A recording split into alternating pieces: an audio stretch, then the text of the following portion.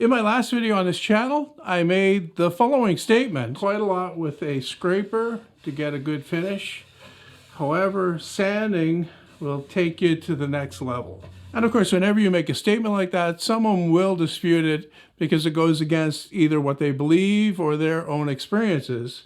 So I decided to kind of put my money where my mouth is, or my time at least, because it really didn't cost me anything, and do up a sample, which is what you see on this piece of wood right here. This is a piece of red oak that I planed down flat on my surface planer. That's the surface that I'm going to be starting with.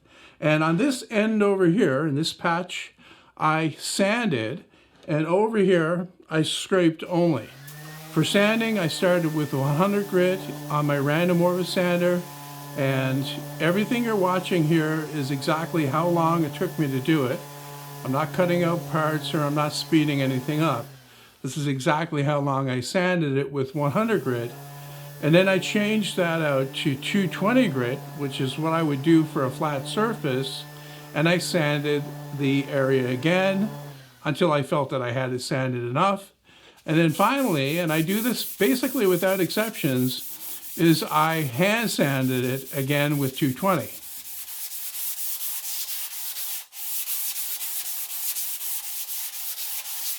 And then on the other side, I used my homemade scraper that I just freshly sharpened, so it's very sharp. And I went over the entire surface. And again, I'm not speeding anything up or cutting anything out. I spent nearly exactly the same amount of time with the scraper as I did with all three of the sanding steps on the other side.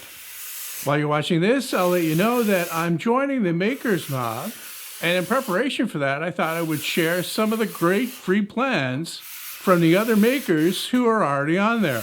All you need to do is click the link in the description to download your free woodworking plans, and I'll be seeing you there very soon with my own step-by-step tutorials. After I had that done, I quickly cleaned it off, and then I took my hand and I ran it over each side. And it came as no surprise to me, but the sanded side felt a lot smoother. Now, this is something that you don't have to take my word for. This is something you can do.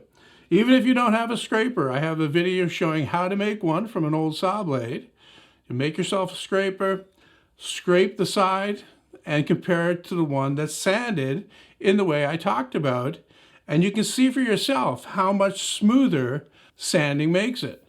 The next step is to apply a finish to see how that looks. And I could have used water-based poly. I have lots of that, of course. But I was working with tung oil at the time.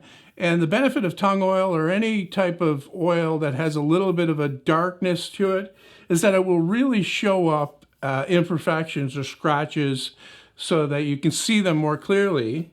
And so what I did was I started on the sanded side, and then I switched to the side that was scraped, and right away I could see that the surface wasn't absorbing the oil as quickly as the sanded side.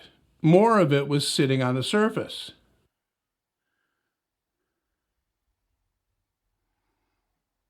So I let it sit for about 15 minutes, and then I used a clean paper towel, one for each patch, to wipe off the excess and to rub it in. And then after it dried for about 15 minutes, I took these pictures to show how it looks, because a lot of this is about the visual aspect of it, how the thing looks, not how it feels, because I've already established that the sanded side is a lot smoother. Both sides look virtually identical at this point. And now the next day, after it's had all night to dry and I've looked at it again, I can't see the difference. I can, however, feel the difference. I can feel the ridges that are left behind from the scraper on this side over here. And this one is glassy smooth, like completely smooth. Once again, I urge you to do this at home, try this out, and see the results for yourself. Now, I also had comments on planing and the surface that a plane will give you. The plane, depending on the blade, I mean, if it's a good, sharp blade with no nicks, it's not going to leave ridges like the scraper does, or can. Depends on your scraper. I mean, I didn't spend a lot of time on sharpening this scraper, and you really shouldn't, because from my point of view, what the scraper does is how I used it in my mallet video, where I used it on the side of the mallet head just to smooth out the saw marks before I would do any final sanding. In that case, though, I didn't do any sanding on that because it is, after all, just a mallet.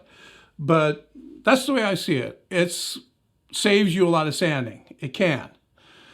Because, okay, the scraper not only can leave ridges, it also can leave start and stop marks or chatter marks if it happens to skip along the work that you'll have to work to try to get rid of, or you might not see until the finish goes on, then you've got to try to correct it. Whereas sandpaper doesn't do that if you're doing sanding correctly. And that's the thing. A lot of people think that, okay, sandpaper, anybody can sand. Well, yeah, anyone can sand, but it doesn't mean it's going to be sanded right. Anyone can scrape, but that doesn't mean it's going to be done well either. Okay, so back to the plane again. If you use a plane, it's going to give you a cleaner cut than a scraper, yes. However, you've got to be working with really top-notch material that has really nice straight grain, or you have to be very careful around wavy grain so that you don't tear it out when you're running the plane over it. Because the last thing you want to have happen when you're working on a project that you've invested a lot of time on is to take out the plane, and I'm not talking about a block plane, but a bigger one, and run along the side panel that you spent hours making and see a big chunk of wood curl out of it that you've got to try to repair.